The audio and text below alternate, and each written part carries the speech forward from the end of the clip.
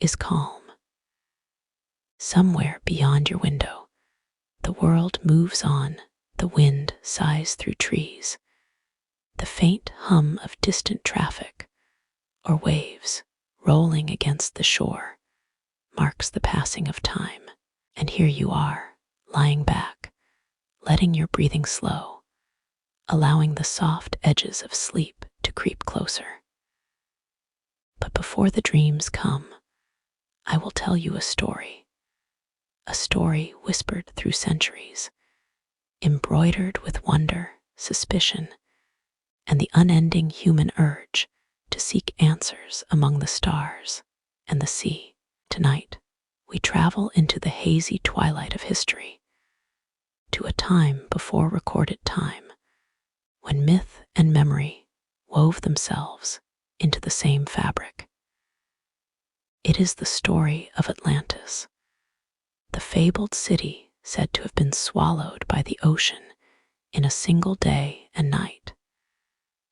And the question that has lingered ever since, did its people hold knowledge not of this earth? Some say Atlantis was merely a cautionary tale told by Plato, a symbol of arrogance punished by divine wrath. Others believe it was real, a jewel of human civilization, so advanced in science, architecture, and navigation that it defied explanation. To them, the secrets of Atlantis cannot be explained by the slow march of human progress alone. They speak of visitors, not from across the seas, but from across the stars. Ancient beings who walked among men, bringing knowledge of the heavens, of energy, of a world beyond our own. We will wander through ancient manuscripts and whispered legends, past temple ruins, whose carvings seem to echo the shapes of spacecraft, and into the dark, heavy silence of the ocean floor, where sonar picks up shapes too precise to be natural. We will meet the cultures that claim descent from Atlantean survivors, and hear the myths that tell of gods with shimmering skin and voices like thunder. As you listen, let the details unfold slowly, like ripples on a still pond. Let your mind drift between skepticism and wonder, knowing that history is not always written in ink. Sometimes it is carried in the pulse of stories, passed down in the night. And as you rest, I invite you to join me on this journey. From where are you listening tonight? Is it the deep hours before dawn, or the gentle close of an evening? Share your time and place with me, so together we can imagine the same stars over different skies. Hello, my name is Sherry, and welcome to my channel. So let's begin. The name Atlantis did not drift to us from sailors' songs or the mists of an oral tradition. It arrived, precise and deliberate, from the pen of a philosopher. The first time the world encountered the story was in the 4th century BCE, in 2 dialogues by Plato, Timaeus and Critias. But these were not history books. They were philosophical works, crafted to explore ideas about governance, virtue, and the fragility of human pride. Plato places the tale in the mouth of an old, wise Athenian named Critias, who in turn says he heard it from his grandfather, who had heard it from an even older source, an Athenian statesman who, on a visit to Egypt, was told the story by temple priests in the city of Sais. That is how the thread reaches back, like an ancient tapestry being slowly unrolled before us, through one storyteller, but through a chain of them, each passing on words that were already old. The Egyptian priests, Plato tells us, spoke of a mighty island beyond the pillars of Heracles, the narrow strait we now call Gibraltar. This island was greater in size than Libya and Asia combined, and its people were powerful, wealthy, and skilled beyond measure. They had temples gleaming with precious metals, gardens of breathtaking beauty, and fleets that ruled the waves. But more than their riches, it was their ambition that marked them. The Atlanteans, in Plato's telling, did not remain content within their shores. They spread their dominion over neighboring islands, then over parts of the opposite continent. They came for Egypt, for Greece, and it was Athens, small but determined, that stood against them. And then, in a single terrible day and night, Atlantis was swallowed by the sea. Earthquakes, storms, and floods struck without warning. The land sank, the people vanished, and where once stood the pride of a civilization, only a restless ocean remained. To a modern reader, it might seem obvious that this was an allegory. Many historians believe Plato invented Atlantis as a cautionary tale about the dangers of arrogance and moral decay. Athens, in the story, represents the virtuous city, modest, disciplined, and enduring. Atlantis represents the opposite, indulgence, excess, and inevitable ruin. And yet, there are small details in Plato's account that do not read like pure invention. He gives precise measurements for the island's size, for the widths of its concentric rings of land and water. He speaks of engineering feats, canals and bridges, and of an organized government with 10 kings ruling in harmony under ancient laws. Even the description of the Atlanteans' metal, orichalcum, a reddish alloy second only to gold in value, has stirred curiosity. Why such precision for a fictional place? Why describe with such specificity the location beyond the pillars of Heracles, or the depth of the harbors, or the rich red, black, and white stones of its quarries? If the story was merely symbolic, why the effort to anchor it in geography and engineering? And here, the intrigue deepens. Because Plato never finished the Critias, the dialogue breaks off mid-sentence, as if the thread was suddenly cut. No later work of his returns to the tale. We are left holding the fragment like an unstrung bead, wondering if the missing continuation would have pushed the story further into the realm of myth, or edged it closer to a historical claim. Some have argued that Plato was drawing on real, ancient records, perhaps Egyptian, that preserved the memory of a catastrophic event long before Greek civilization. The mention of a great flood resonates with myths from Mesopotamia, India, and even the Americas. Could it be that Plato's Atlantis was a memory of a real city, magnified and shaped by centuries of retelling? It is here that the question of ancient aliens enters quietly, almost as a whisper. Because if Atlantis was real, and if it was as advanced as Plato described, then we are forced to ask, Where did its people gain their knowledge?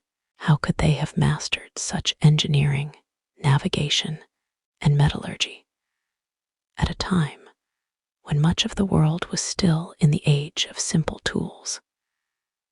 Some researchers believe that Atlantis's technological and cultural leap might have been seeded by visitors, beings from beyond our world, who came not to conquer, but to guide, to plant the seeds of civilization. To those who follow this theory, Plato's Atlantis is not just a moral parable, but the written echo of contact between humanity and the stars. For now, we have only Plato's words, polished, deliberate, and wrapped in layers of meaning. But even in their calm, measured form, they leave us unsettled. Were we meant to dismiss the story entirely, or to suspect there was more truth in it than the philosopher cared to say openly? As the candlelight of our imagination flickers, we step out of Plato's study, leaving behind the scent of parchment and ink. Ahead lies a wider world, one filled with maps that hint at lands lost to time and seas that once carried secrets between distant shores. If we follow these maps, perhaps they will lead us closer to Atlantis, or to something stranger still. In the quiet rooms of old libraries, there are drawers that smell faintly of dust and leather, where maps are kept in darkness, rolled tight like scrolls, or pressed between sheets of linen.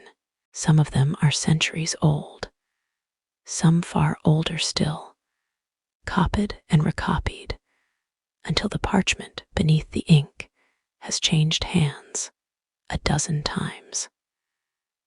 When we speak of maps from the ancient world, most people imagine crude, symbolic drawings, the known world sketched as a flat disk, ringed by waves and populated with mythical creatures. Yet, among the relics of cartography, there are exceptions, maps so precise, so strangely detailed, that they raise a quiet but persistent question. How could people in the distant past have known such things? The most famous among them is the Piri Rise map, drawn in 1513 by an Ottoman admiral of the same name. At first glance, it is simply a chart of the Atlantic, the coasts of South America and Africa, the shapes of islands. But look closer, and things become odd. The southern edge of the map shows a landmass that appears to match Antarctica, not as it is today, buried under ice, but as it would look ice-free, with rivers and inlets exposed.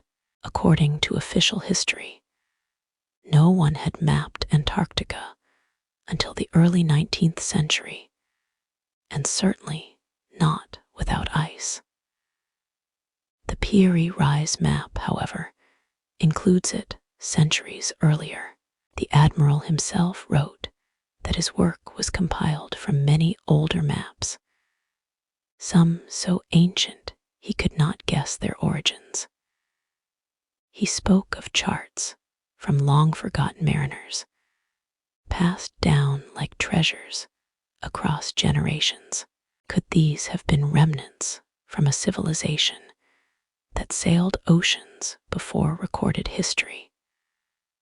Perhaps survivors of Atlantis who remembered their home in meticulous detail. The Piri Rise map is not alone. The Orontius Phineus map of 1531, the Buech map of 1737, both seem to echo the same impossible knowledge. Even the portolan charts of the Middle Ages, with their unnervingly accurate coastlines suggest an inherited mastery of navigation and geography. Some of these maps show mountain ranges, river systems, and shorelines that only modern satellites have confirmed. What troubles historians is not simply the accuracy, but the implications.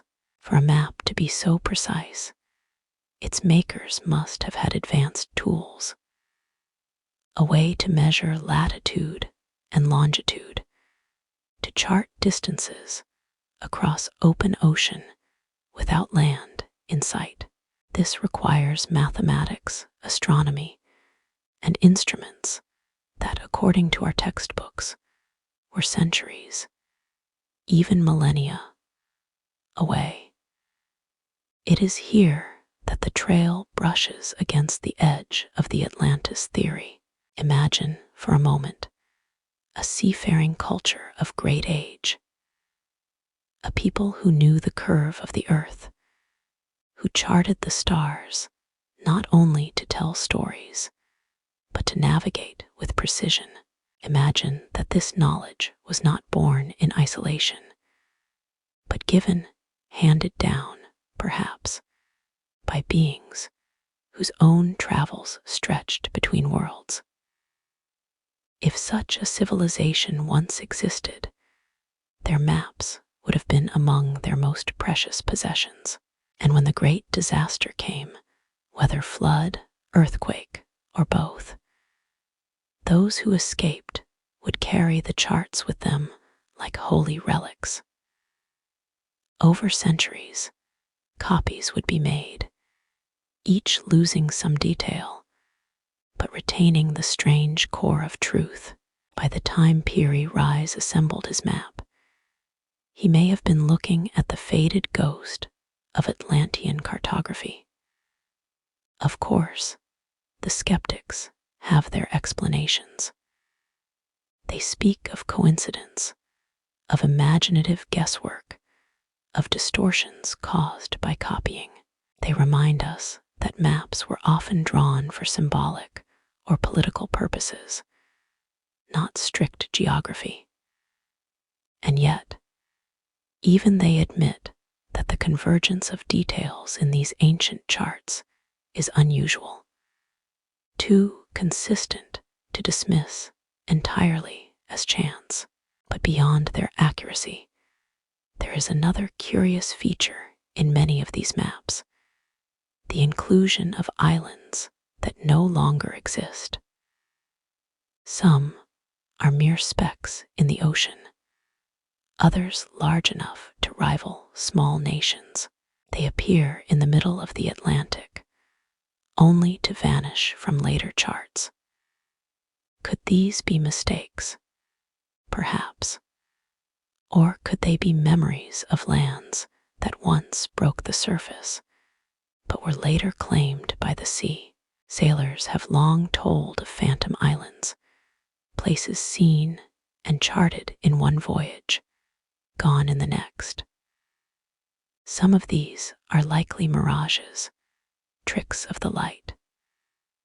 But in the warm glow of speculation, one wonders if at least a few of these vanished islands were the last exposed peaks of a drowned continent, the shattered bones of Atlantis, still lingering above the waves for centuries after the Great Fall. And so, as we study these maps in their faded inks and delicate compass roses, we are left with a quiet sense of unease.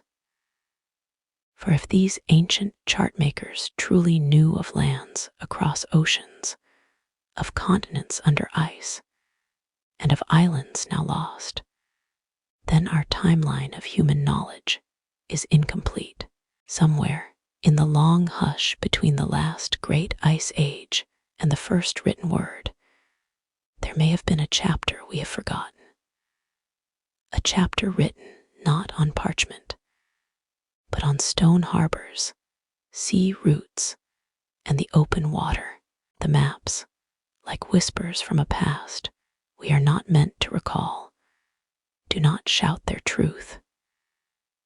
They simply exist, stubborn against explanation, waiting for someone to see them for what they might be. And so we turn from the table where they are laid, our fingertips still tingling with the texture of ancient paper. Ahead lies another set of clues, not drawn with ink, but carved into stone, telling of gods and strangers from the sky who walked among men. If we listen closely, perhaps their voices will guide us to the next piece of the puzzle. Before cities rose, before words were pressed into clay or inked onto papyrus, people told stories by firelight. Their voices echoed against cave walls or drifted out over the desert winds, carrying the weight of memories too strange to fade. Across the world, in places separated by oceans and continents, there are myths that tell of beings who came from the sky. They are described not as distant gods to be worshipped from afar, but as teachers, walking among humans, shaping their lives, giving them tools and knowledge that no hunter-gatherer could have discovered in a single lifetime. The Dogon people of Mali, for example, speak of the Namo, water beings who descended from the heavens in a great vessel that churned the sky like a storm. These Namo, they say, taught the people about farming, weaving, and most curiously, the stars, particularly Sirius, the brightest star in the night sky.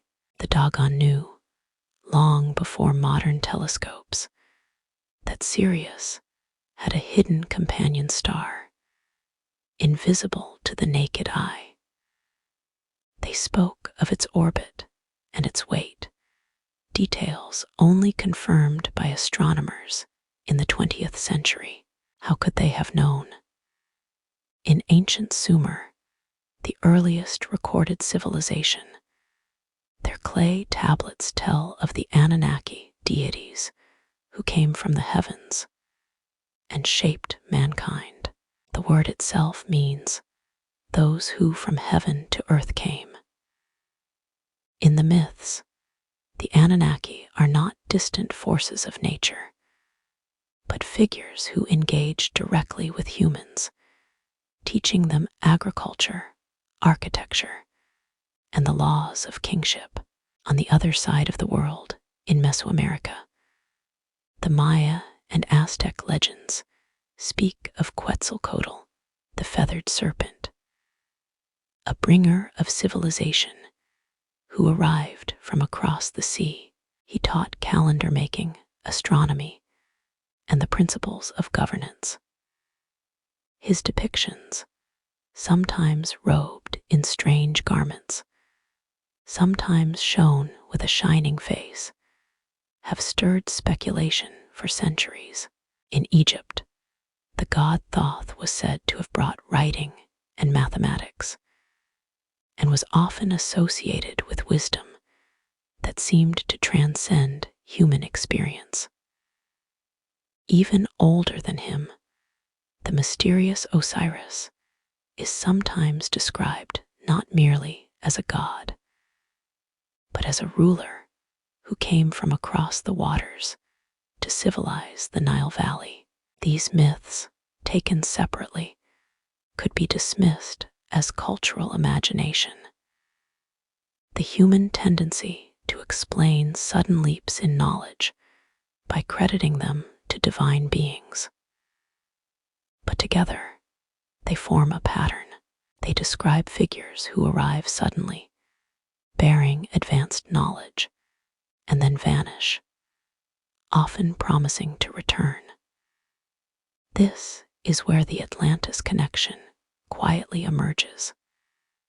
If we consider Plato's account of the Atlanteans, a people whose ships crossed oceans, whose engineering and science outpaced their age, then these sky beings in the myths might not have been entirely supernatural.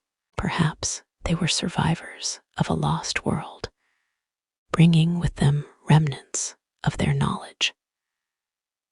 But for those who lean into the ancient aliens theory, there is another possibility. What if Atlantis itself was not just a human civilization, but a hybrid one, shaped, guided, or even founded by travelers from the stars? This would explain the sudden appearance of advanced skills in multiple, unconnected regions. It would explain why the same motifs, serpents, feathered beings, beings of light, recur from Africa to South America to the Pacific Islands. Skeptics often point to coincidence or the universal nature of certain symbols. Snakes, for example, appear in many mythologies because they are potent, real-world creatures that inspire awe and fear. But that argument falters when we consider the specific knowledge embedded in these myths: astronomical facts, navigational understanding, and architectural techniques that seem far beyond the societies in which they first appeared.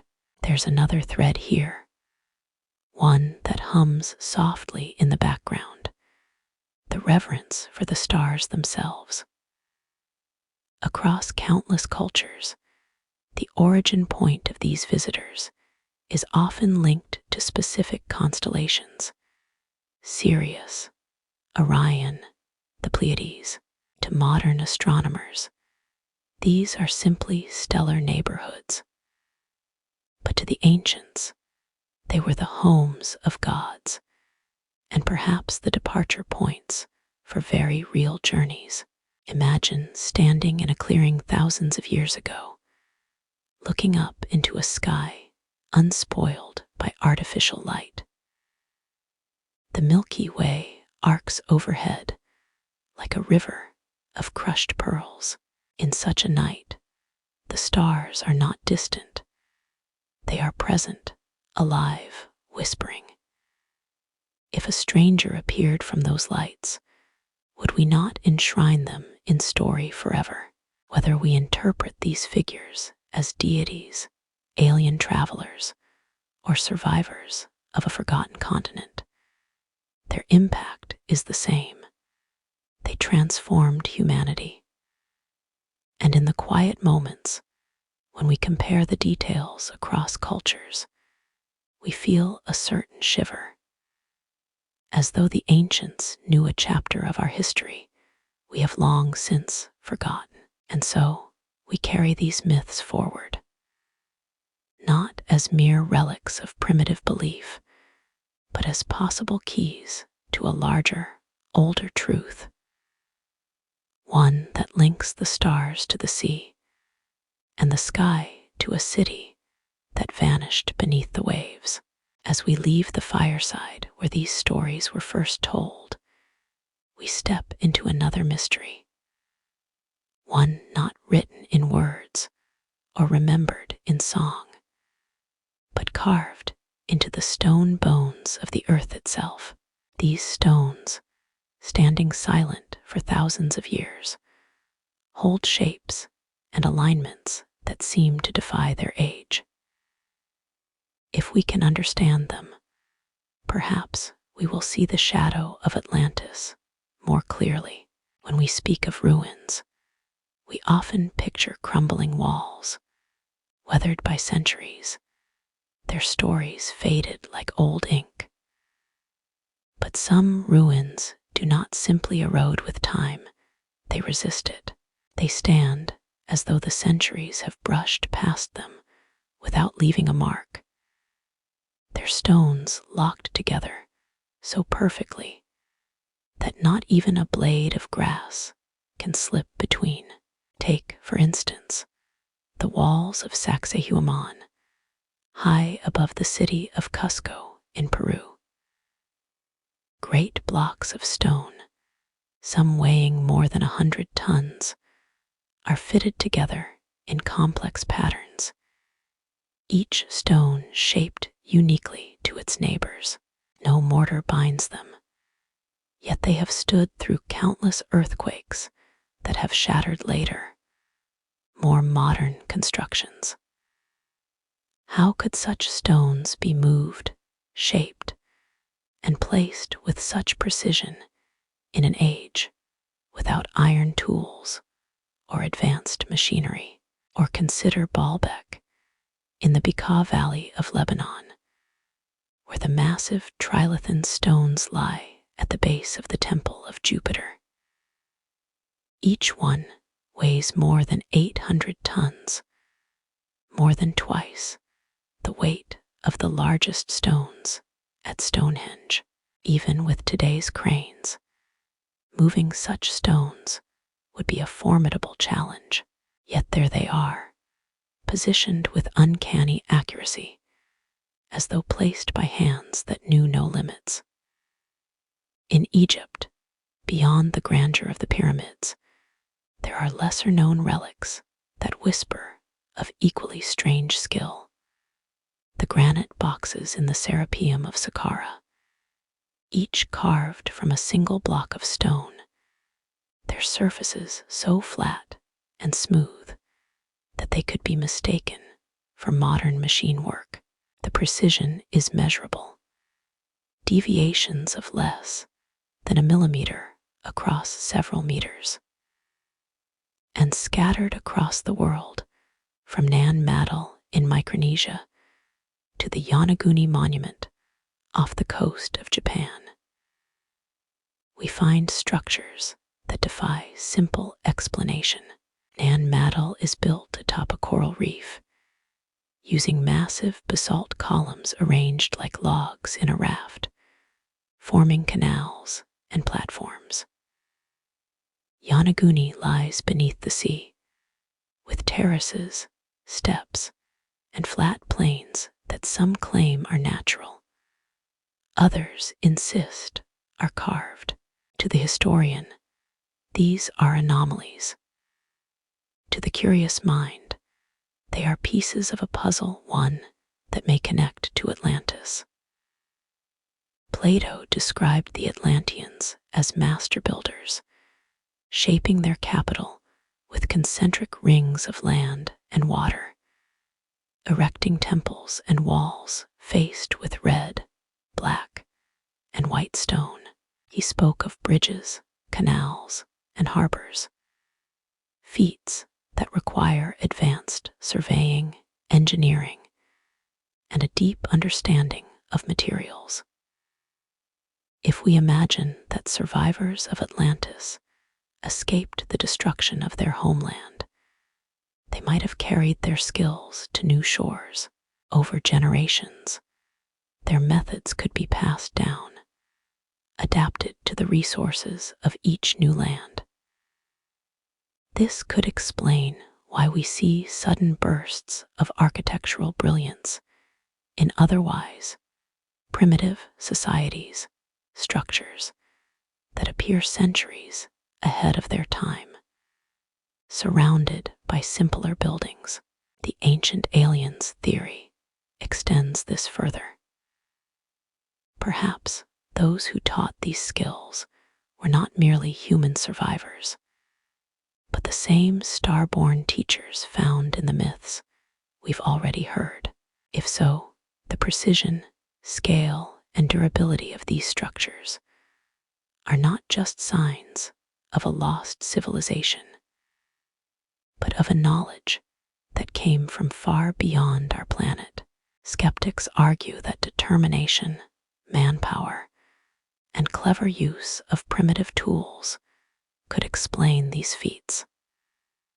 And indeed, human ingenuity is a force to be respected.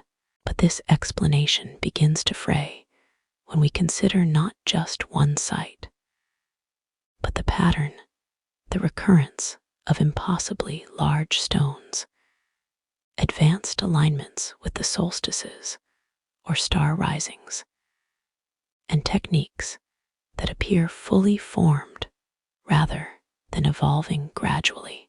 Take the Great Pyramid of Giza. Its base is aligned to true north with an accuracy of a fraction of a degree, a feat even modern surveyors would find challenging without advanced instruments. Its dimensions encode mathematical ratios, and some claim even astronomical knowledge, such as the precession of the equinoxes. Was this the result of trial and error, or of knowledge that arrived whole, as if from a library that no longer exists? The question is not whether humans are capable of greatness. They clearly are, but how and when certain forms of greatness appear. And when they appear, why do they sometimes vanish, leaving later generations unable to replicate what was once done with apparent ease? The stones stand in silence. They do not explain themselves. They only endure, inviting us to imagine the hands that shaped them and the minds that planned their placement. Were those minds purely human, or were they heirs to something older, something that began in a place now hidden beneath the sea? As we leave these ruins behind, the air feels heavier, as though we have been in the presence of something vast, not in size alone, but in the sweep of time it represents. And there is still more in Plato's words that we have yet to explore, more clues scattered like grains of sand along the path. The next step leads us back to the philosopher himself, and the possibility that his account holds astronomical secrets pointing not only to Atlantis, but perhaps to the stars. Plato's story of Atlantis is often read as a straightforward allegory, a moral warning woven into a tale of rise and fall. But when we read him slowly, lingering over the details, we begin to notice that his words sometimes feel too specific, too carefully measured for mere fiction. In Timaeus and Critias, Plato does not simply say Atlantis was large. He tells us it was larger than Libya and Asia combined. He does not vaguely speak of fine buildings. He gives measurements, the widths of canals, the height of walls, the dimensions of temples. These are not the brushstrokes of a parable, but the lines of an architect's plan. And then there are the numbers, patterns hidden in plain sight. Plato speaks of 10 kings ruling Atlantis, each descended from Poseidon and a mortal woman. 10, the base of our decimal system, the foundation of geometry. He describes the city's layout in concentric circles of land and water, 3 of water, 2 of land. To the philosopher, these circles might represent harmony, balance, the celestial spheres. But to the astronomer, concentric circles suggest orbits, the path of planets around a star. Plato also notes that the Atlanteans knew the cycles of the heavens. This might seem ordinary, after all. Most ancient cultures observed the stars.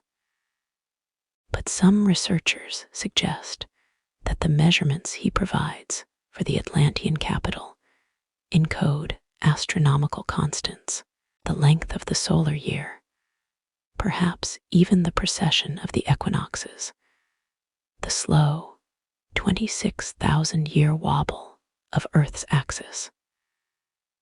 This is knowledge we do not see clearly recorded in Greek science until many centuries later. If this is true, then either Plato was guessing remarkably accurately, or he was drawing from older records. This returns us to the Egyptian priests of size, who, according to the dialogue, preserved histories written on their temples that reached back thousands of years before Athens existed. The priests told the visiting Athenian lawgiver Solon that humanity had been destroyed and reborn many times through fire and flood. Atlantis, they said, was one of those lost worlds, and here the ancient alien theory slips in quietly. If Plato's numbers truly align with celestial mechanics, then perhaps the Atlanteans' knowledge came not from slow human observation, but from a source that already understood the clockwork of the cosmos, a source that had traveled among the stars and measured their distances firsthand. Critics dismiss this as overinterpretation. To them, Plato was a master storyteller who could sprinkle realistic detail into a myth to make it more convincing. Yet even some of these skeptics admit discomfort with one point: the precision of certain alignments and proportions in the story matches patterns found in sacred architecture across the globe. The ratio of the city's diameter to its central island, for example, mirrors proportions found in structures from the Great Pyramid to Stonehenge, sites built long before Plato's time. Are these coincidences, or fragments of a mathematical language passed down through millennia, surviving in stone and story alike? Then there's the location. Plato insists Atlantis lay beyond the Pillars of Heracles in the Atlantic Ocean. Modern geology tells us there is no lost continent there. And yet, under the waters of the Azores and Canary Islands, submerged ridges and plateaus hint at lands that once stood higher. Were they remnants of a single, vast island chain? If so, and if Plato's distances are accurate, these locations could match his description more closely than we might expect. Another subtlety lies in his mention of orichalcum, the rare metal gleaming in Atlantis's temples. No such metal exists in nature today under that name, though some ancient texts equate it with a copper-gold alloy of unusual luster. The word's literal meaning, mountain copper, has led some to speculate it might refer to a unique material lost to time, perhaps even something exotic, unknown to us now. If the Atlanteans were in contact with otherworldly visitors, could orichalcum have been a technology-bearing metal, a conductor for energy systems we have yet to rediscover? One cannot read Plato without feeling the deliberate rhythm of his thought. He was not careless with his symbols. If there are astronomical hints in his work, they are there because he intended them, either as genuine historical clues or as part of a philosophical code meant for those with the patience to see beyond the surface. And this is what makes his unfinished Krishas so tantalizing. The story ends abruptly, mid-sentence, as if the thread was cut by some unseen hand. Was it because Plato died before completing it, or did he choose to leave it incomplete so that the deeper truths within it would remain hidden, accessible only to those who sought them with diligence? If Atlantis' story is indeed a blend of memory, myth, and hidden science, then Plato may have been the last ancient voice to hold the whole picture, and he chose to give us only a portion. We leave his study with more questions than we entered with. The smell of parchment and oil lamps lingers, but beyond his words lies a greater landscape, one in which Atlantis might not have been alone, but the heart of a wider network of civilizations, connected like pearls on a string. Our next step is to follow that string into the earliest cradles of human culture and to ask, if there was a mother civilization, could Atlantis have been its shining jewel? When we speak of the cradle of civilization, we usually name places we can point to on a map: Mesopotamia, between the Tigris and Euphrates, the lush banks of the Nile, the fertile plains of the Indus Valley, the ancient terraces of the Yellow River in China. These were the places where cities rose, where agriculture flourished, where writing, law, and complex societies first appeared. But something curious happens when you look closely at these birthplaces of human culture. Each seems to appear not as a slow trickle of progress, but as a sudden flowering. Monumental architecture, advanced irrigation, mathematics, astronomy, all arriving within a few centuries of each other, as if an unseen hand had scattered seeds across the globe. The Sumerians, for instance, emerge almost fully formed around 3500 BCE. Their language, unrelated to any other, carries sophisticated grammar from the outset. They build ziggurats, stepped temples that align with celestial bodies, and record the movements of planets with precision.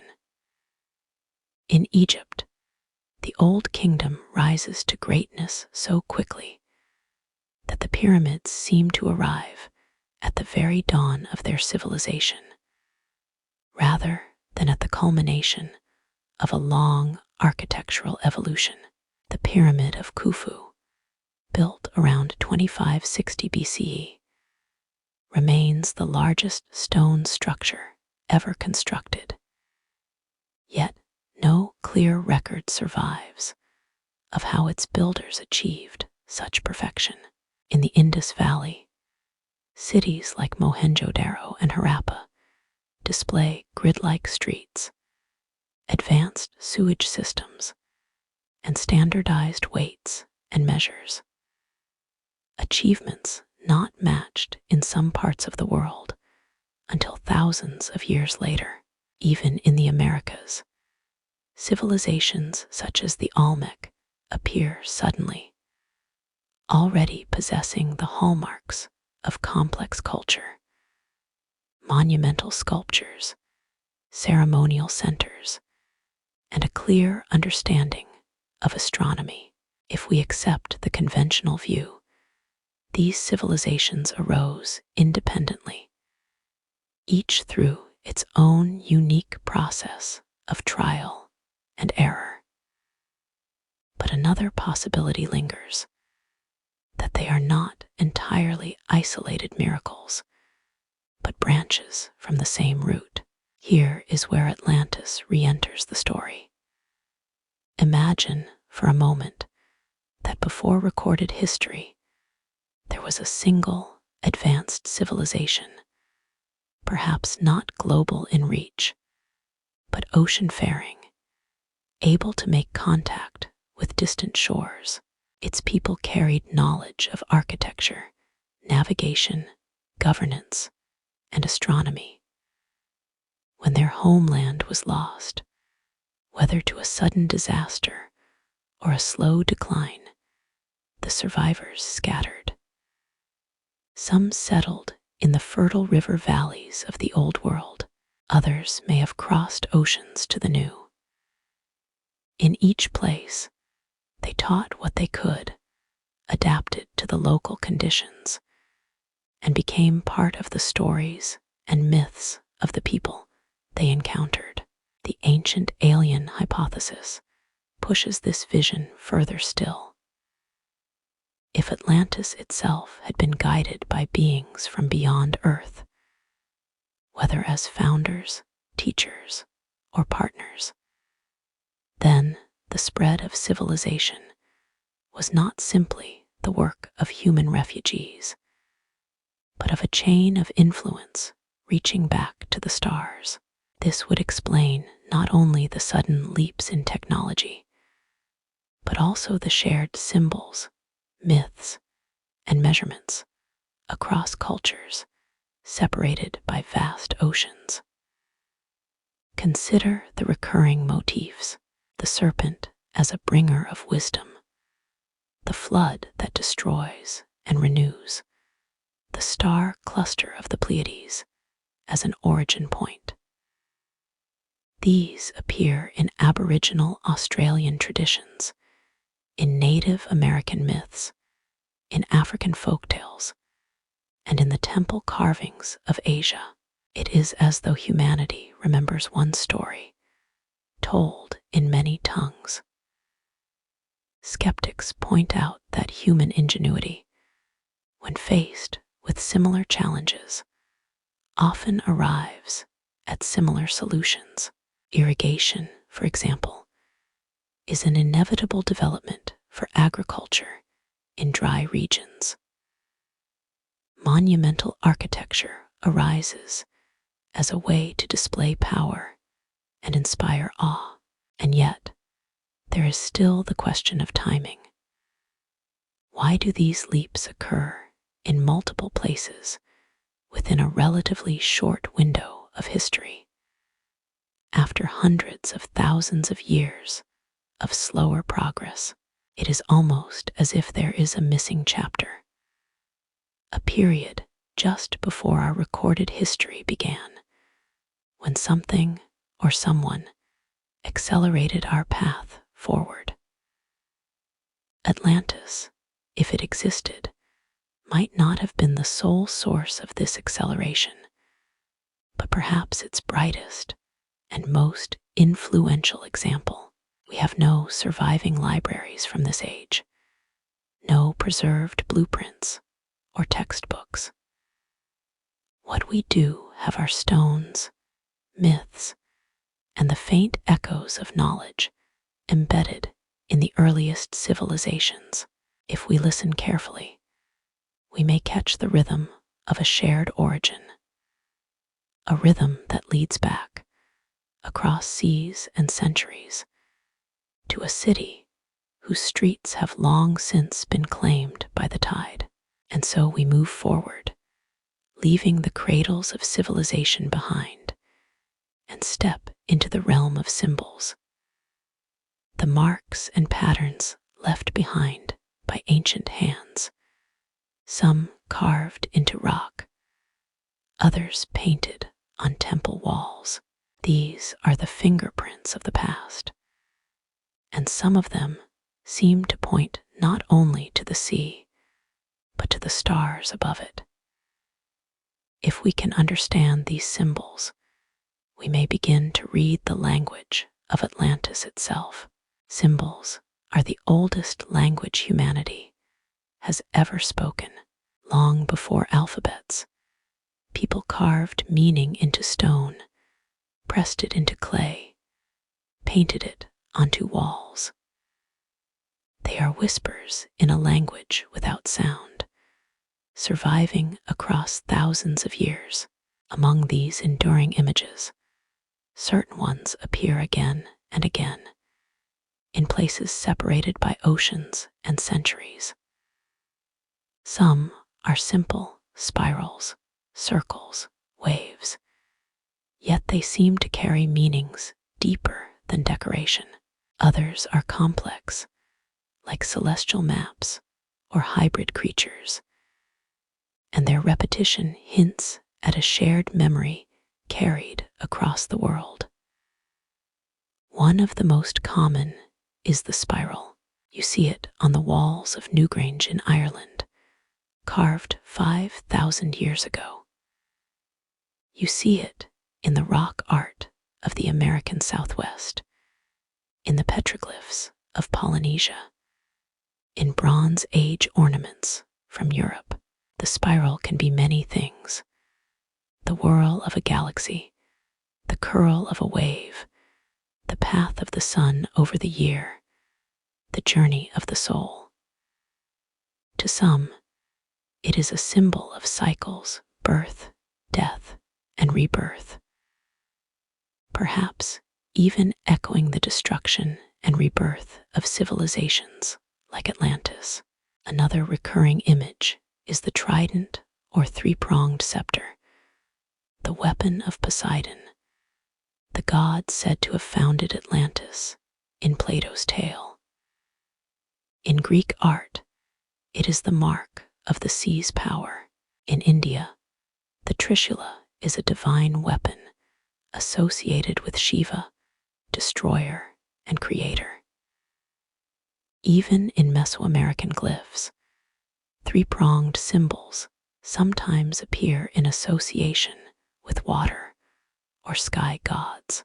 Are these parallel inventions, or the echo of an older emblem carried by travelers who once ruled the waves? Then there are the fish-like or amphibian beings in ancient art. In Mesopotamia, the god Ons emerges from the sea to teach writing, agriculture, and law. He is depicted with the body of a man, but the head and scales of a fish. In Dogon lore, the Naamo, their star-born teachers, are also water beings. Even the Olmec, or jaguar figures, sometimes show features reminiscent of amphibians. If Atlantis were a maritime civilization, it is not hard to imagine that its symbols would be tied to both water and the heavens. We also find the Pleiades, a small, tight cluster of stars, carved or painted into the heritage of many cultures. In Greek myth, they are 7 sisters pursued by Orion. In Japanese tradition, they are the Subaru, represented on the emblem of the modern car company. The Maya tied their agricultural cycles to the rising of these stars, while the Aboriginal Australians tell of ancestors who came from them. The Pleiades often serve as a marker in ancient navigation, and perhaps, in the more speculative traditions, as the home of those who first taught humankind. On temple walls from Egypt to the Americas, we also see the winged disk, a central circle flanked by outstretched wings. In Egypt, it was the symbol of Horus and the sun's journey across the sky. In Mesopotamia, it marked the presence of divine authority. Some modern theorists suggest that to ancient eyes, a craft descending from the sky might have inspired such imagery, a literal memory transformed into a sacred symbol. What is striking is not just that these motifs appear in many cultures, but that they often carry overlapping meanings. Water and sky, cycles and rebirth, stars and divine visitors. It is as if each culture took fragments of a single story and translated them into its own artistic language. If we bring Atlantis into this picture, the theory unfolds naturally. The survivors of its fall brought with them not just tools and skills, but symbols, visual anchors to their heritage. Over time, these symbols merged with local traditions until their original meaning was obscured, but their shapes remained. The ancient alien interpretation adds yet another layer. In this view, the symbols are not merely cultural relics, but deliberate markers left by those who first came from the stars. A universal language meant to survive the loss of spoken words, spirals for cosmic cycles, tridents for dominion over water and earth, the Pleiades as a celestial home.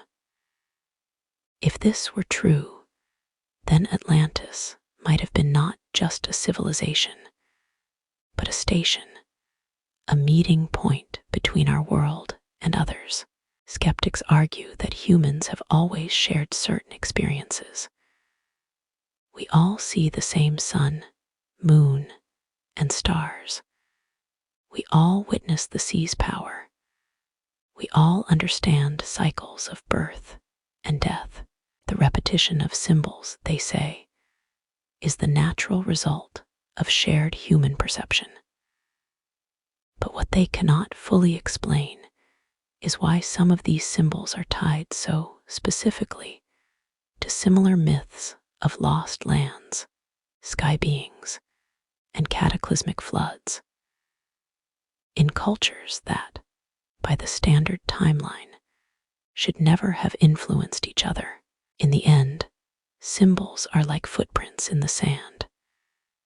They tell us someone walked here, though the tide may have erased everything else. And in the tide's retreat, a few shapes remain: the curl of a spiral, the three-pronged mark, the wings spread wide around the sun. They point not to one culture, but to a shared origin, perhaps one that lies beneath the restless surface of the Atlantic. As we step away from the carved stones, we find ourselves standing on a shoreline. Behind us are the symbols of the past, before us, the vast ocean.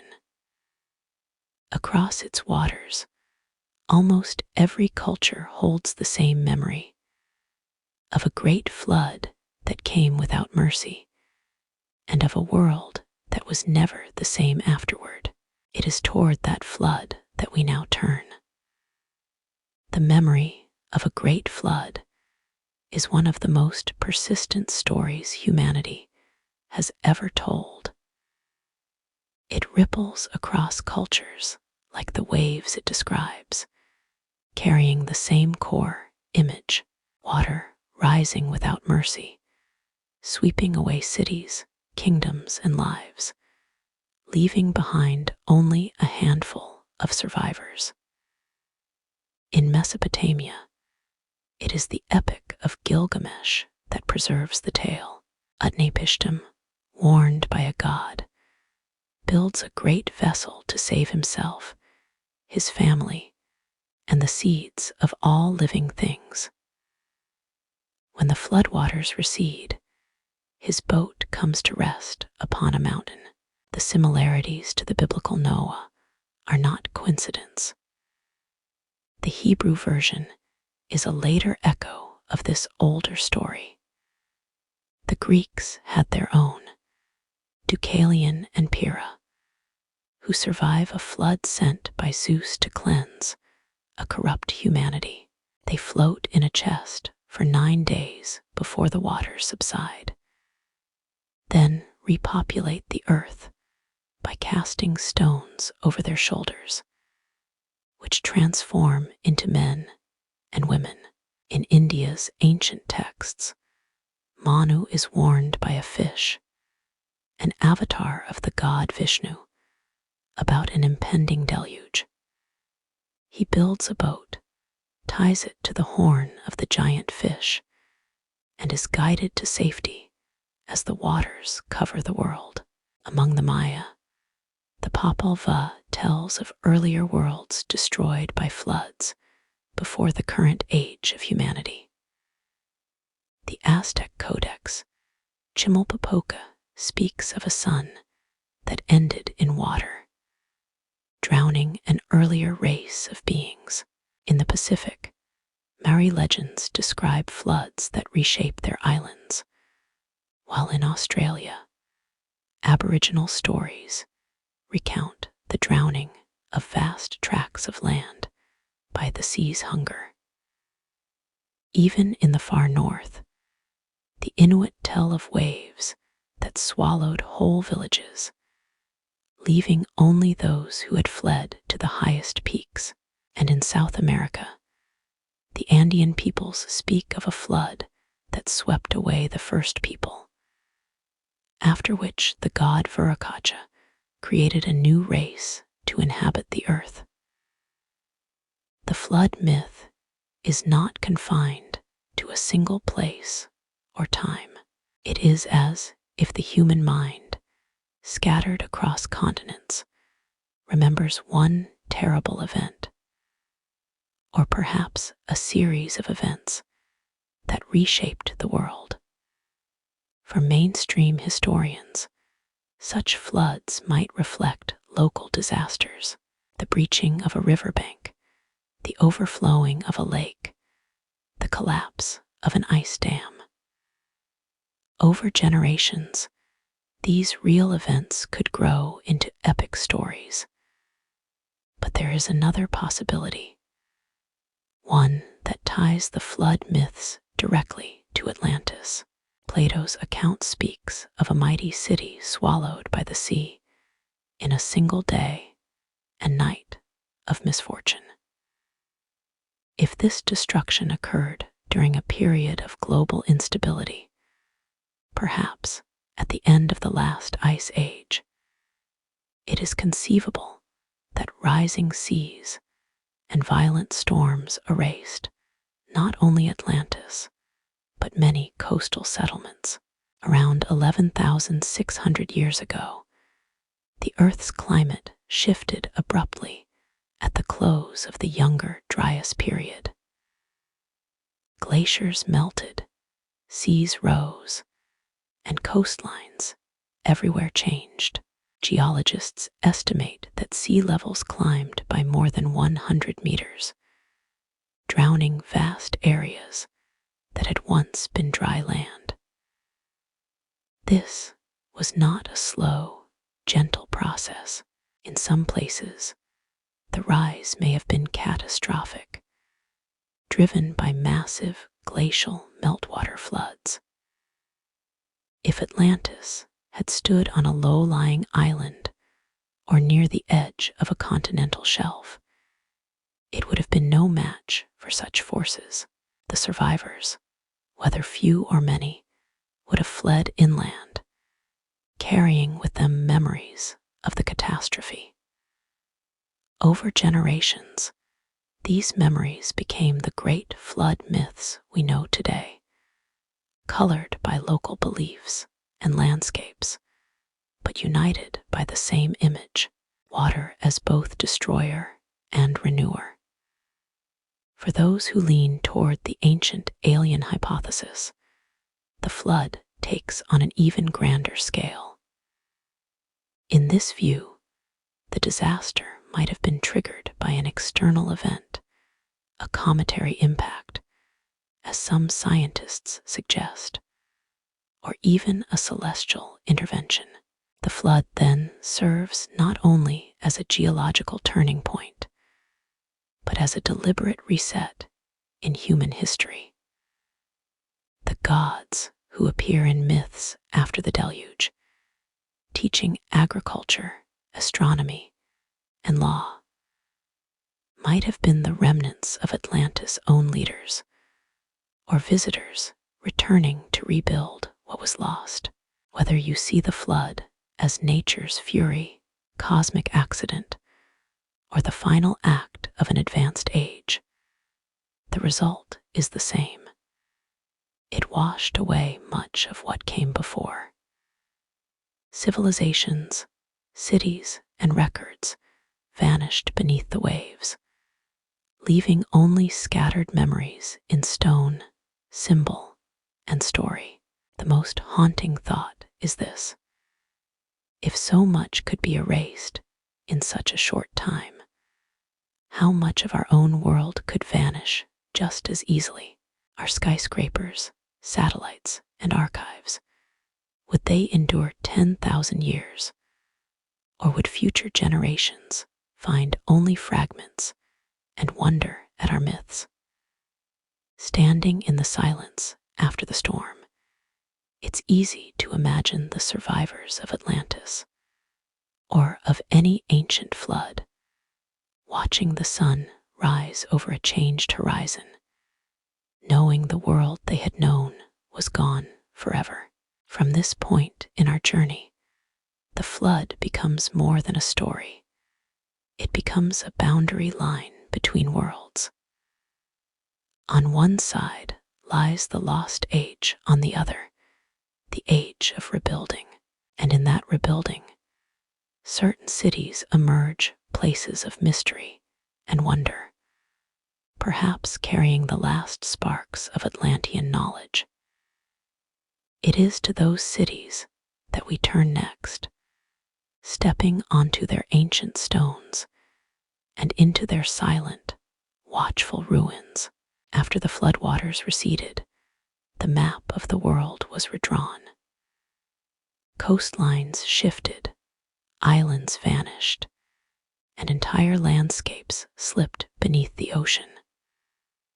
What remained above the surface was only a fraction of what had once been, yet here and there, hints of forgotten cities still stand, some on land, others hidden in the depths, as though caught mid-breath when the sea claimed them. The first place that often draws the mind is Yonaguni, off the coast of Japan. Discovered by a diver in 1986, it is a submerged structure with terraces, steps, and flat platforms that seem almost too precise to be the work of nature. Rectangular passages lead to what appears to be a stage or altar. Some geologists say it is the product of tectonic uplift and erosion. Others see the fingerprints of human hands, perhaps shaping stone long before recorded history. If that is true, then Yonaguni could be a surviving outpost of a maritime culture, one that met the same fate as Atlantis. Far to the west, in the Bay of Cambay off India's coast, sonar surveys have revealed the outlines of what appear to be vast, ancient cities now submerged beneath the muddy waters. Divers have brought up artifacts, stone tools, pottery shards, which some scientists date to around 9,000 years ago, a time when mainstream history says such cities should not have existed. If the dating holds, these could be remnants of an advanced settlement swallowed by the sea at the very dawn of human civilization.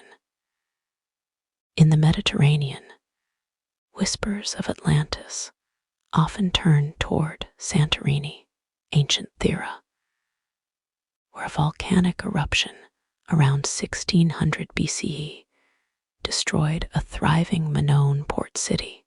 Its streets, frescoes, and multi-story houses still stand buried beneath ash. Though not Atlantis itself, Santorini offers a glimpse of how a maritime culture, vibrant and skilled, could vanish almost overnight, leaving behind both beauty and ruin.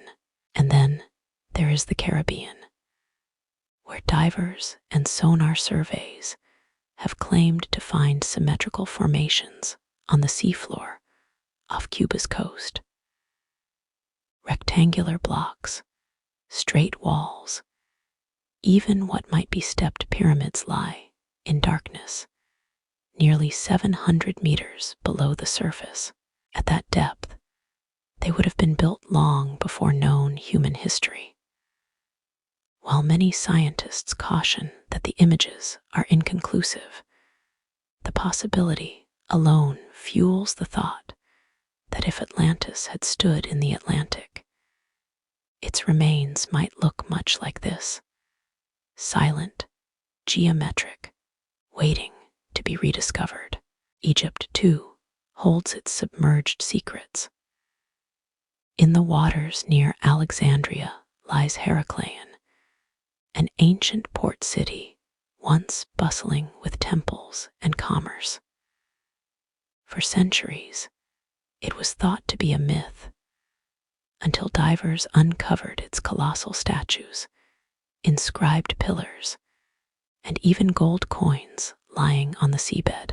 Though Heracleion sank only about 1,200 years ago, its rediscovery proves that entire cities can indeed vanish beneath the waves, their existence erased from memory, until chance or persistence brings them back. The same is true for the temple ruins of Dwarka in India, linked in legend to the god Krishna. The Mahabharata describes Dwarka as a city of immense beauty, protected by walls and gates, with streets laid in perfect order. When Krishna departed from the world, the sea claimed it. Modern divers have found structures offshore that some believe to be the remnants of this very city. Stone walls, pillars, and platforms, now home to coral and fish. What unites all these places is not just their submersion, but their aura of intentional design. Whether the builders were Atlanteans, their descendants, or unrelated civilizations, the sense is the same. These were not random piles of rock, but planned spaces, centers of life and culture. For those who see Atlantis not as a single city, but as a network of maritime hubs, these sites could be fragments of that greater whole. A capital may have sunk in the Atlantic, but its satellites might have stretched from the Mediterranean to the Indian Ocean, linked by trade, technology, and a shared language of architecture. The flood or floods then severed those connections, scattering the pieces like jewels from a broken necklace. If we look with a different lens, the ancient alien perspective, the precision of some of these sites becomes more than mere craftsmanship. Perfectly straight cuts, megalithic blocks, and alignments with celestial bodies could be interpreted as signs of advanced knowledge that might have originated beyond our world. In that telling, Atlantis may have been a kind of starport, and these ruins, whether submerged or on land, are the silent docks of an age when the boundaries between earth and sky were far more fluid. And yet, there is an undeniable melancholy to these places. To dive among their stones is to enter a world both alien and familiar, streets without footsteps, temples without voices, plazas where the air has been replaced by water. The silence feels deeper than mere absence. It feels like remembrance. One cannot help but wonder if, somewhere out there, the heart of Atlantis still lies intact beneath the waves, its walls untouched for thousands of years? And if so, what might wait inside? A library of stone tablets, a chamber of maps showing continents as they once were, or nothing at all but the hollow echo of water passing through long-forgotten halls. From here, our path takes us not into the sea, but upward to the stars. For many of these ancient sites, whether drowned or standing, seem to point toward the heavens. And that, perhaps, is the next great mystery of Atlantis, why so many of its supposed remnants are aligned with the movements of the sky. When the last light of day bleeds into darkness, the sky blooms with ancient patterns. To our ancestors, these constellations were not just distant pinpricks of light. They were maps, calendars, and perhaps even messages from beyond. The people who built the world's earliest monuments seemed to understand the heavens with a precision that feels almost impossible for their time. Across the globe, we find ruins, both submerged and on land, that align perfectly with celestial events. The pyramids of Giza, for instance, mirror the 3 stars of Orion's belt. On the spring and autumn equinoxes, the sun sets exactly between the paws of the Sphinx, flooding its weathered face with golden light. Some believe these alignments were meant to honor gods or mark agricultural cycles. Others suggest they were part of a far older system of knowledge, one that may trace back to Atlantis in the Americas. The city of Teotihuacan in Mexico is laid out along a central axis that points toward the setting of the Pleiades, a star cluster with deep mythological ties across many cultures. In Peru, the stones of Machu Picchu frame the sunrise on the solstice with uncanny accuracy. And in Bolivia, the vast ruins of Tiwanaku seem to be aligned to the rising and setting of the sun during key times of the year. Their massive stones speaking of a knowledge, both astronomical and architectural. What makes these alignments so intriguing is that they are not random. They are deliberate, repeated across time and space, as if following an ancient template. This template might have been passed down by seafaring peoples who carried their knowledge from one shore to another. If Atlantis were real, and if its people were skilled in navigation and astronomy, their influence could explain why cultures separated by oceans built monuments with the same cosmic precision. But there is another layer to consider, one that moves beyond earthbound utility. Some researchers propose that these alignments were not just about tracking seasons, but about communication. If you believe the ancient alien hypothesis, the stars may have been both a destination and a signal. Temples and pyramids could have served as markers, colossal beacons designed to be seen or sensed from above. Ancient myths often describe gods descending from the sky in chariots of fire or winged discs. The Sumerians wrote of beings called the Anunnaki, who came from a planet they called Nibiru. The Dogon people of Mali speak of visitors from the star Sirius, and their knowledge of its companion star, invisible to the naked eye, has baffled modern astronomers. Could such myths preserve memories of encounters with beings who taught humanity how to read and map the heavens? Even Plato's Atlantis, though described in earthly terms, carries subtle hints of cosmic awareness. The city's concentric rings of land and water may have mirrored celestial patterns, serving as a kind of earthly reflection of the heavens.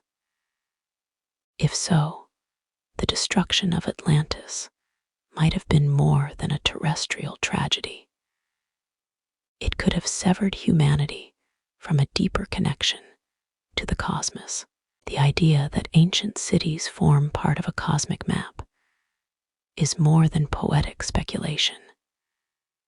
In recent decades, researchers have noticed that certain sacred sites, when plotted on a globe, appear to form geometric patterns, great circles, triangles, and even star constellations scaled to Earth's surface. Some of these patterns link monuments thousands of kilometers apart, like Giza, Easter Island, and Machu Picchu. Whether coincidence or design, the effect is haunting, as if someone once mapped the planet according to a blueprint that spanned both Earth and sky. Mainstream historians are cautious, attributing these patterns to selective data and human pattern seeking. But if we imagine a civilization capable of navigating the oceans long before the recorded age of exploration, a civilization like Atlantis, then global alignment becomes more plausible. Such a culture might have used the stars not only to cross seas, but to lay out its cities in harmony with them, believing that earthly order reflected celestial order. And there is something deeply human, and perhaps deeply Atlantean, in this idea. To stand beneath the night sky, to feel the cool air on your skin and the weight of the stars overhead, is to sense both our smallness and our connection to something vast. Our ancestors felt it too. They built in stone what they saw in the heavens, so that future generations, even those who had forgotten their origins, could still look up and find their place. But the question remains, if these star alignments were part of Atlantis' legacy, where did the Atlanteans themselves learn them? From millennia of patient observation, or from teachers whose vantage point was not the earth, but the stars themselves? This thread of knowledge carried from another world leads us into the realm of legend, where the gods walk among men, bringing gifts of civilization after the Great Flood. It is here, in the myths of divine teachers, that the next chapter of Atlantis' story waits to be told. When the waters of the Great Flood withdrew and the land was once again revealed, the world was quiet. Too quiet. Forests regrew, rivers carved new courses, and the few human survivors emerged into a planet that felt both familiar and alien. It was during this fragile time, when fire had to be relearned, when the memory of stone cities was fading, that the legends say the gods returned. In Sumer, they were called the Anunnaki, beings of immense stature and wisdom, who descended from the heavens to teach humankind the arts of writing, agriculture, and governance. The clay tablets speak of their leader, Enki, who saved humanity from complete destruction by warning of the flood. The Sumerians did not speak of these figures as distant, untouchable deities, but as rulers who walked in their cities, ate at their tables, and dispensed laws from gilded thrones far across the ocean. In the highlands of Peru, the Inca tell of Viracocha, the great teacher god. He was said to have appeared after a time of chaos, clothed in a long robe, carrying a staff. Wherever he traveled, he taught the people how to build, how to farm, and how to live in peace. When his work was done, he walked across the water and vanished toward the west, toward the sea. The direction of Atlantis, some say. The Maya had their own memory of divine visitors, the Itzamna and the feathered serpent Kukulkan, bringers of astronomy, mathematics, and the intricate calendar. Their temples still rise above the jungle canopy, aligned with solstices and equinoxes, reminders of a time when the gods walked among the maize fields and markets. In Egypt, the story was older still. They spoke of Osiris, the green-skinned bringer of agriculture and civilization, and his consort Isis, who taught medicine and magic. Osiris was said to have traveled across the world, spreading knowledge before returning to rule beside Isis in the fertile lands of the Nile. To some researchers, Osiris' journey sounds less like myth and more like the account of a skilled mariner. Perhaps a surviving Atlantean king visiting the scattered remnants of his people.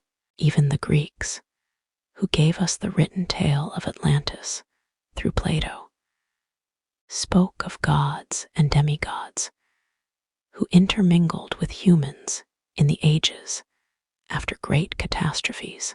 Athena, Poseidon, Hermes, all associated with teaching specific skills, all said to have favored certain cities. Poseidon, of course, was the god most connected to Atlantis, its divine patron in Plato's account, father to the island's first kings. Across these myths, patterns emerge. The gods arrive in a moment of loss and chaos. They bring tools, laws, architecture, and astronomy. They often depart across the sea or ascend into the sky, promising to return. The question is, who were they really? One theory is that they were survivors of Atlantis itself, not supernatural beings, but a remnant of a highly advanced culture. To people just relearning how to plant crops or shape clay, such survivors would have seemed godlike. Their ships, their tools, their language, all would have been strange and wondrous. The more speculative but tantalizing theory is that they were not from Atlantis alone, but from beyond the earth. If the Atlanteans had contact with extraterrestrial beings, perhaps those beings returned after the flood to help their human allies rebuild. Ancient alien theorists point to the depictions of these gods in art, often tall, with elongated skulls, holding strange devices, as echoes of a reality that history has overwritten with myth. What is striking is how similar these post-cataclysm teacher gods are across the world. From Polynesia's Cain to the Dogon's Namo, from the Hopi's Kachinas to China's Fu, Zai, and Nuwa, the role is always the same, the bringer of order after destruction. Could it be that these figures were part of a coordinated effort a deliberate mission to seed civilization again after the flood erased so much? If so, the timing would fit the theory of Atlantis as a global maritime culture. When the capital fell, its people or their allies could have set sail in every direction, ensuring that fragments of their knowledge survived. The gods might simply have been human emissaries, carrying a legacy too advanced for the age in which it was reborn. Yet, there is something haunting about the way these stories end. The gods always leave, whether walking into the sea, vanishing into the mountains, or ascending into the sky. They never stay forever. It is as if their role is only to restart the clock, then step back into the shadows, letting humanity find its own path, for better or worse. And what if they left behind more than just stories? What if there are still places, hidden beneath earth or sea, where the knowledge of the gods is preserved? Scrolls, machines, or maps, waiting for the day when we are ready to understand them. That is the thread that pulls us forward now, toward the possibility that some of Atlantis' greatest treasures might still be buried, untouched, beneath stone and sand.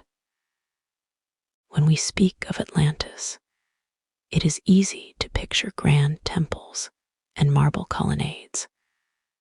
But the heart of the legend lies not in architecture, but in the technology said to have powered this lost world. According to the more esoteric versions of the tale, Atlantis was not merely a beautiful city. It was a civilization whose science blurred the line between magic and engineering. Some accounts describe the Atlanteans harnessing a mysterious form of energy, clean, limitless, and drawn directly from the earth and sky. This energy, sometimes called vril or prana, was said to power crystal devices, illuminate entire cities without flame, and even allow for transportation across vast distances in moments. In certain versions of the story, it was this very power that, when misused, brought about the island's destruction. The Greek philosopher Plato does not speak directly of such technology, but his description of Atlantis as a place of extraordinary engineering, vast canals, complex harbors, irrigation systems feeding gardens year-round, hints at a mastery beyond the Bronze Age.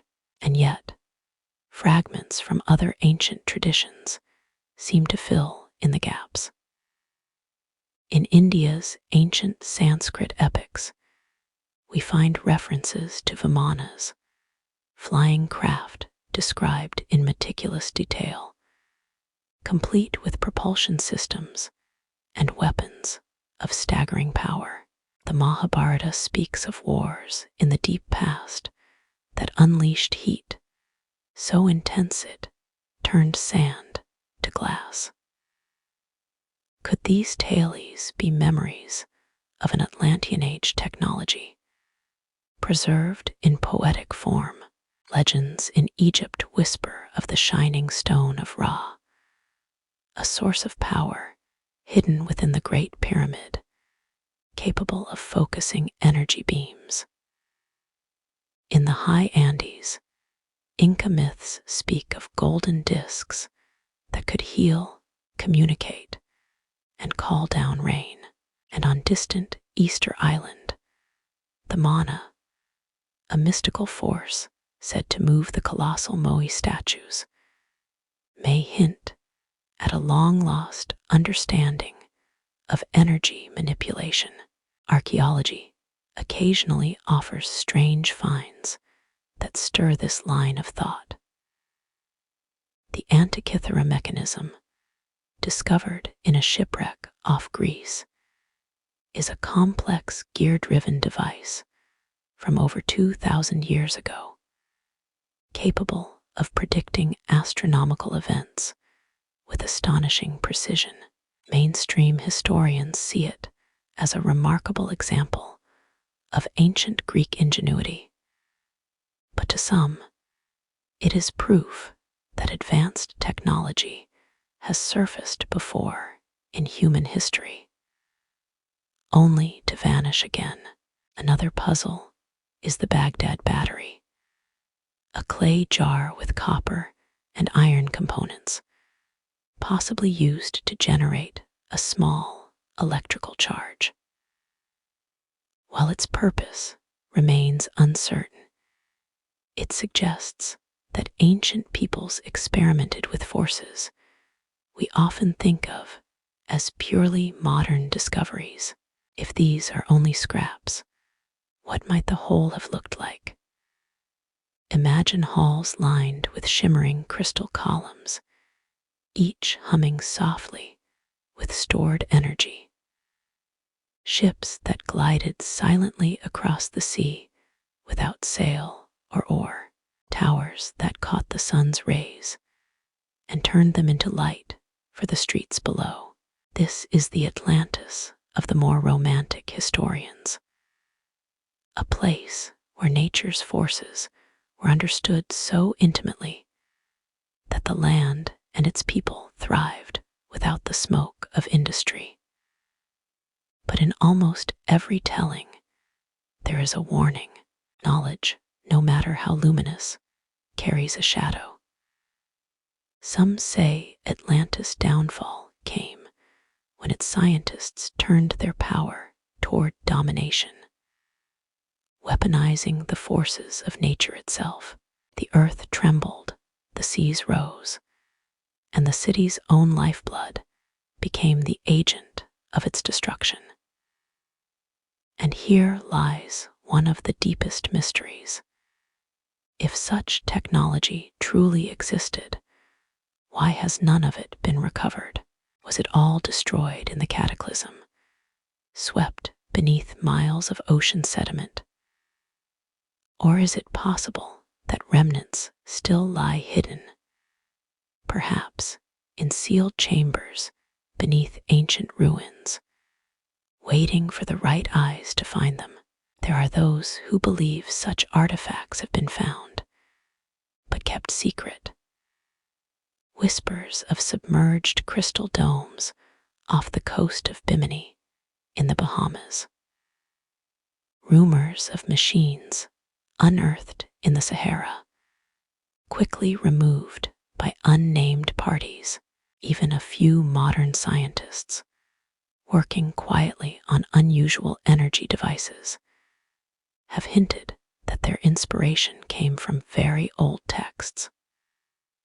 Whether truth or hopeful fantasy, these stories persist because they touch something deep in us, the idea that we once held a key to endless possibility, and somehow we lost it. And if we found it again, would we repeat Atlantis' fate, or finally learn from its fall? The next step in this journey is to look at where the physical traces of Atlantis might be. The stones and seabeds where technology and legend could converge. And for that, we must dive beneath the waves to places where ruins sleep in the cold silence of the deep. The ocean holds its secrets well. It swallows stone, swallows cities, and swallows memory, keeping all in the cool embrace of darkness. For thousands of years, human eyes have looked upon the sea's surface and wondered what sleeps below, not just wrecked ships, but entire civilizations. Atlantis, if Plato's account is to be believed, lies beyond the Pillars of Hercules, the modern Strait of Gibraltar, in the true ocean that surrounds the continents. Some imagine it somewhere deep in the Atlantic basin, perhaps swallowed by shifting tectonic plates. Others suggest it could be scattered fragments, remnants of a larger landmass that broke apart during a violent age of floods. And then there are the places that stir hope and controversy. Off the coast of Bimini in the Bahamas, divers have found what they call the Bimini Road, massive stone blocks laid in a pattern resembling a submerged causeway. Mainstream geologists argue they are natural formations, fractured beach rock shaped by time. Yet their arrangement, regular and deliberate to the human eye, keeps the whispers alive. Could this be the last trace of a drowned city? Further east, near the Azores, sonar surveys have revealed curious rectilinear shapes on the ocean floor, too deep to have been built in known historical times. The data is patchy, the images grainy, but the intrigue is sharp. The Azores themselves have volcanic origins, but their location, midway between Europe and America, fits the geographic hints in Plato's tale almost too well. Half a world away in Yonaguni, off Japan's Ryukyu Islands, lies perhaps the most famous disputed site of all. Beneath clear turquoise water stands a massive, stepped structure, complete with terraces, platforms, and what appear to be staircases. Some claim it is an ancient ceremonial complex, swallowed by rising seas at the end of the last ice age. Others insist it is entirely natural. But for the diver swimming along its sharp, angular edges, the sensation is undeniable. This feels made. In India's Gulf of Combat, sonar has mapped what seem to be the foundations of a vast, ancient city, buried under meters of silt. Artifacts brought up from the site, including stone tools and carved fragments, have been dated to a time when much of the world was still locked in ice. If accurate, this would rewrite vast portions of human history, pushing urban civilization back thousands of years. And then there is Heracleion, Egypt's lost city, once a thriving port at the mouth of the Nile. Submerged for over 1,000 years, it was rediscovered in 2000 by marine archaeologists.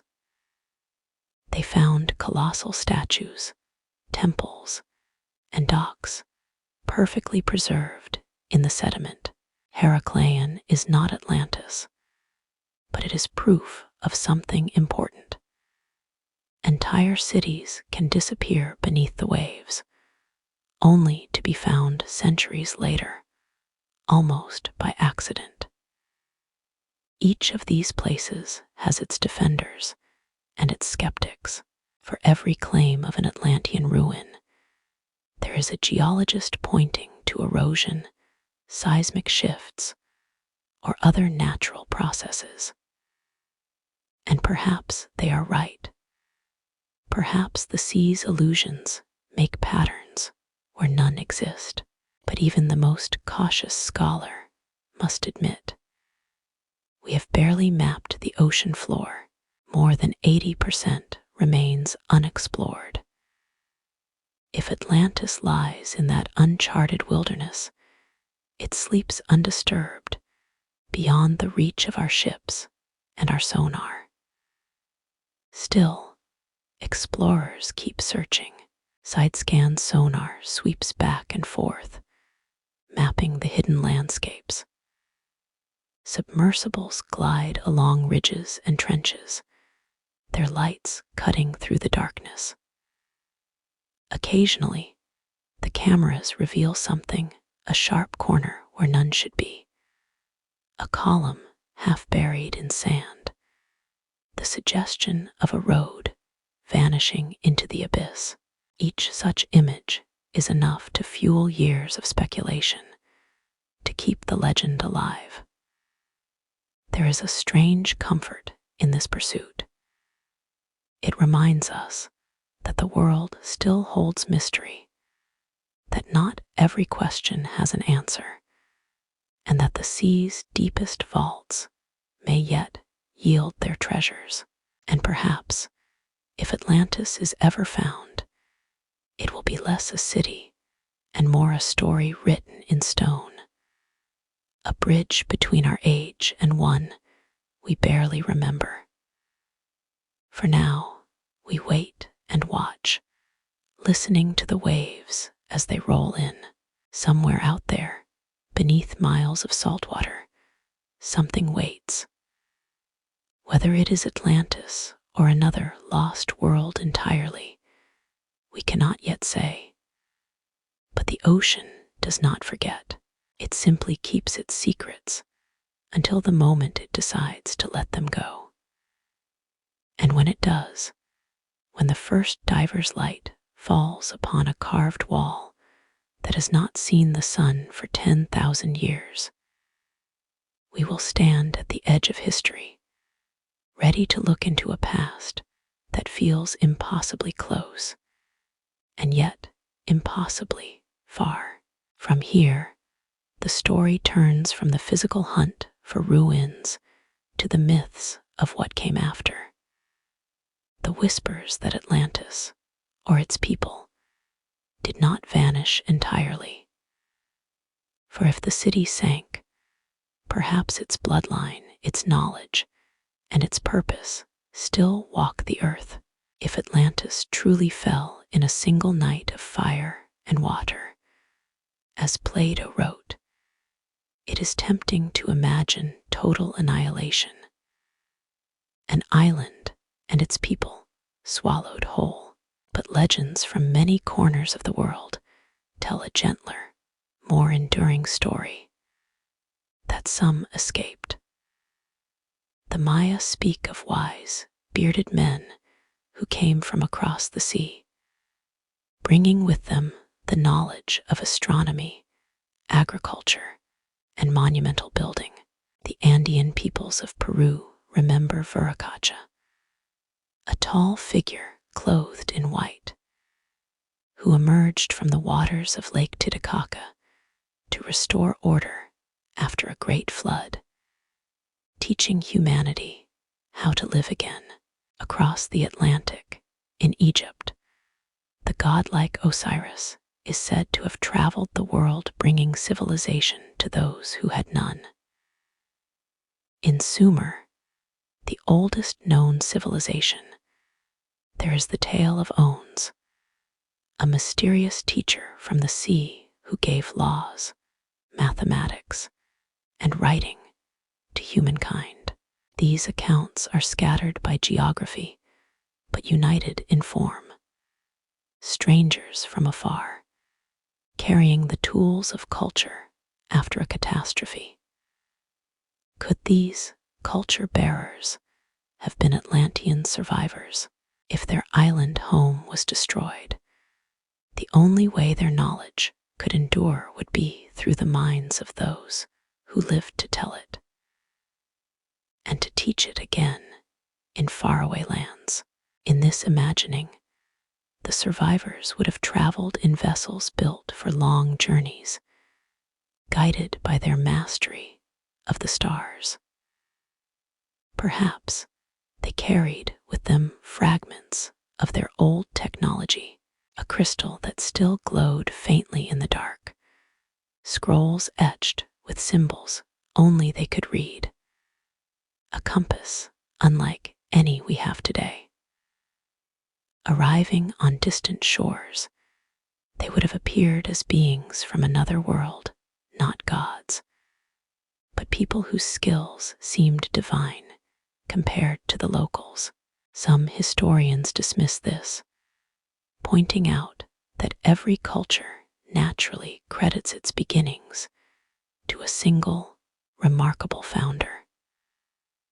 But the similarities, not just in the pattern of the stories, but in the architecture and mathematics of the civilizations that followed, are difficult to ignore. The alignment of Egyptian pyramids with Orion's belt, the precision of Mayan calendars, the shared obsession with solstices and equinoxes. All this could be coincidence, or it could be a memory, faint but persistent, of a once unified knowledge. If there were survivors, they would have faced a strange grief. Imagine carrying the memory of grand avenues and crystal-lit halls, knowing they now lie in darkness at the bottom of the sea. Every seed you plant in a foreign soil would be an act of defiance against oblivion. An attempt to plant not just crops, but fragments of your lost world. Some might have tried to rebuild, but without the full resources or the collective population of their homeland, their new cities would have been humbler echoes. Others may have decided to live in secrecy, passing their knowledge in guarded circles to be revealed only to those they deemed ready. And over generations, their children's children would no longer think of themselves as Atlanteans at all, but as members of the new cultures they had helped to create. Yet, in the myths, there is always a trace, a symbol, a word, a carving that hints at a homeland across the sea. In temples from the Yucatan to Luxor, spiral motifs are found, sometimes said to represent the cycles of the sun, sometimes the journey of the soul. But to a survivor, perhaps it was also the whirlpool, the image of the waters that took their home. If such a diaspora occurred, then Atlantis did not wholly vanish. It changed shape. It became less a place and more a thread woven into many tapestries. And perhaps that is why the legend endures, because somewhere in our collective memory, we recognize a truth, that we are the descendants of survivors, not just of Atlantis, but of countless lost worlds. The thought carries both comfort and a warning. Comfort, because knowledge can endure beyond the fall of empires. Warning, because the same mistakes can endure, too. The question becomes, if the survivors carried their brilliance into the future, did they also carry the seeds of the same hubris that doomed their home? From here, we must step into the most delicate part of the tale, the bridge between ancient legend and the modern era. For if whispers are true, the Atlantean inheritance has never fully disappeared. And there are those who claim to guard it still, though the city may have sunk beneath waves millennia ago.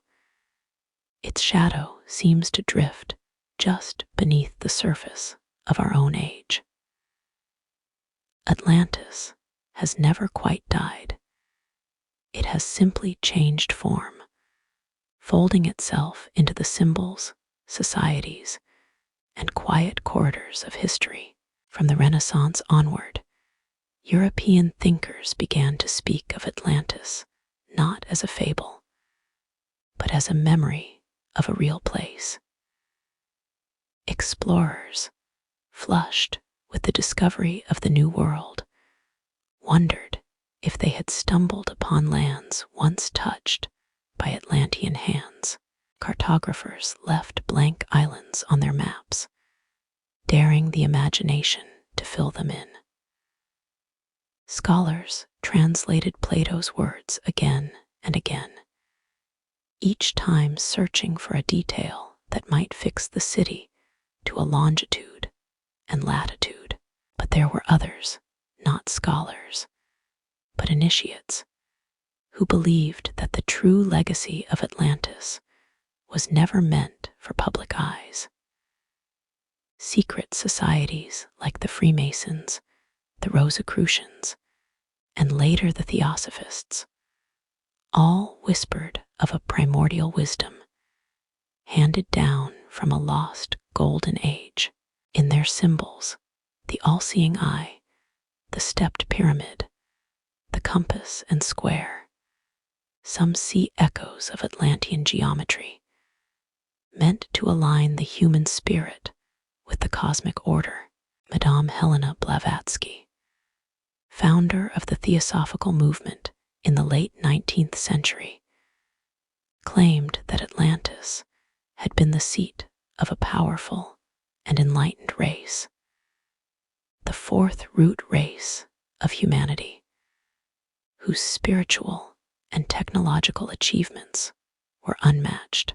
She believed fragments of their knowledge had survived in the secret traditions of Tibet, India, and Egypt, waiting to be reawakened.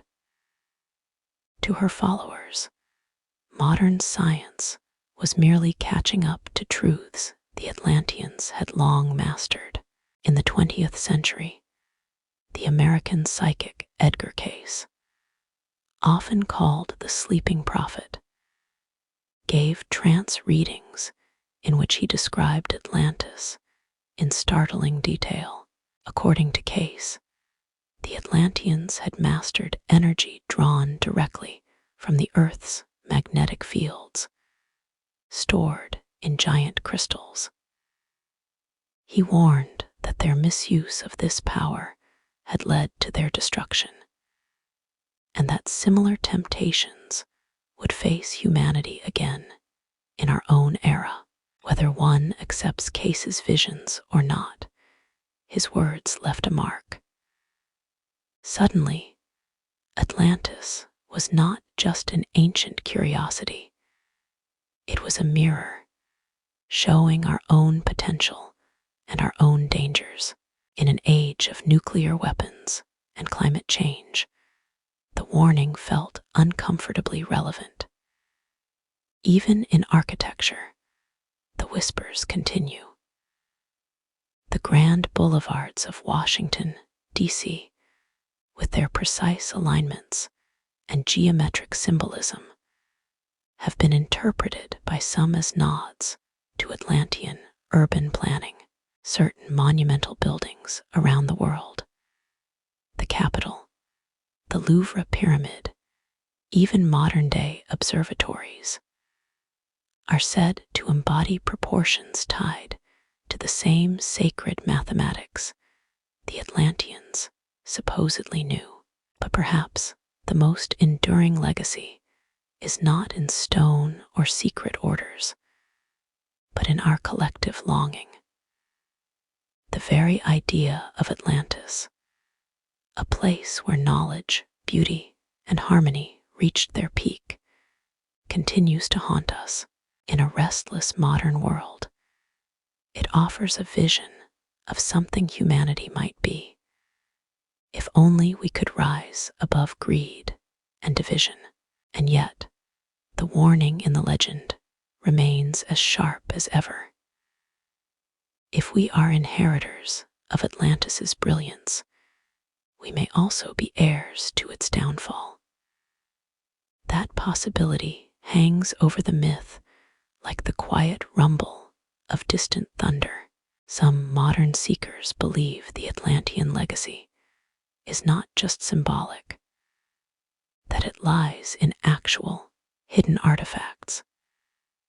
Ancient crystals locked in vaults beneath monasteries, metal tablets in undisclosed museums, even entire ruins buried under Antarctic ice. These claims are often met with skepticism, yet the allure is undeniable. If such objects exist, they might confirm that the story is more than a dream. The deeper one goes into these modern interpretations, the more the line blurs between history and hope, between scholarship and myth-making, and perhaps that is the final gift or trap of Atlantis. It can be all things to all seekers, a mirror for our own desires and fears. As the night deepens and we near the end of our journey, the story of Atlantis begins to feel less like a distant chapter of history and more like a thread still weaving through our present. It is not only about a city lost, but about a question we cannot stop asking. If the greatest civilization the world has ever known fell once before, could it happen again? That question, soft but unyielding, is what brings us to the quiet shore of our closing thoughts. For in the stillness after the waves, the legend waits, not finished, not fading, but watching. The waves have stilled now.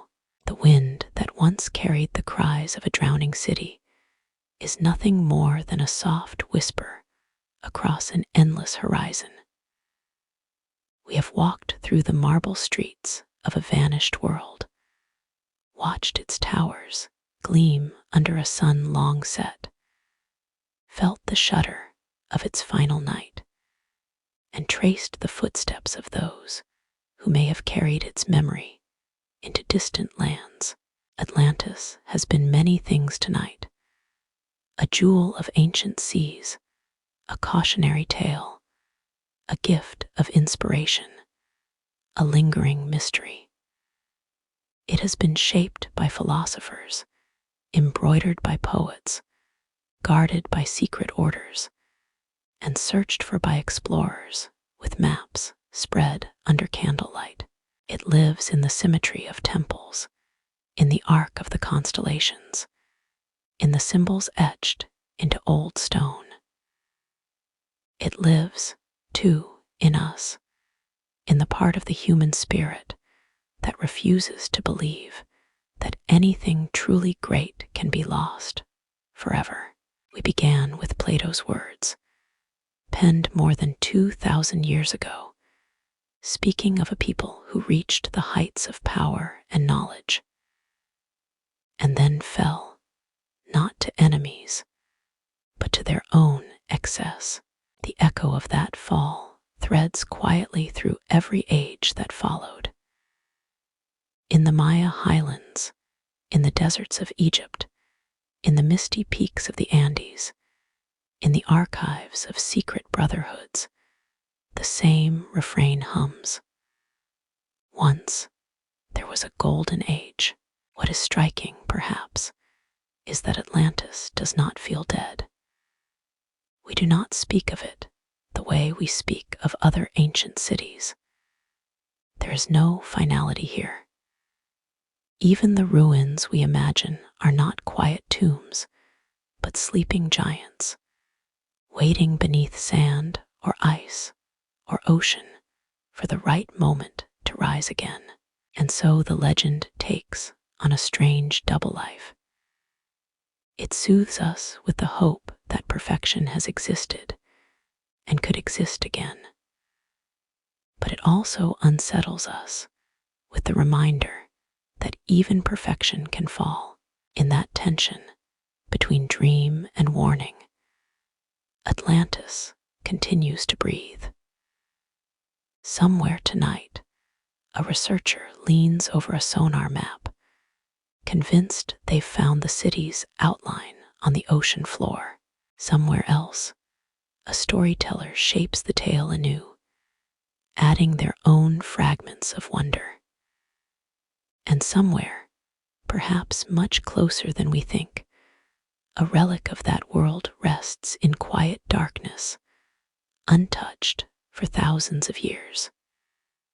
We may never know. Perhaps that is the point. Myths like Atlantis are not puzzles to be solved, but mirrors to be looked into. What we see there tells us more about ourselves than about the city. Do we see a lost utopia, a warning, a promise? Each answer says something about the heart that holds it. As you drift toward sleep now, let the streets of Atlantis linger in your mind's eye. See them not as ruins, but as they were, lit by crystal lamps, paved with polished stone, alive with the hum of voices, and the scent of salt and flowers in the air. Hear the faint music from a plaza fountain, the rustle of wind over the harbor masts. Feel the peace of a moment that existed once, if only in story, and will exist again tonight in your dreams. Perhaps in that dream, you will walk those streets yourself.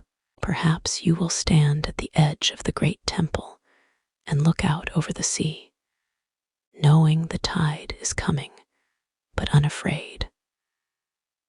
Or perhaps you will be one of the survivors, carrying a fragment of light into a new world. However the dream comes, let it come gently, and let it stay as long as it wishes. And when you wake, maybe, just maybe, a piece of Atlantis will wake with you. Thank you for walking this long road of history and imagination with me tonight. I hope the story has been both a lantern and a lullaby. Good night, and may your voyage through the dream sea be calm.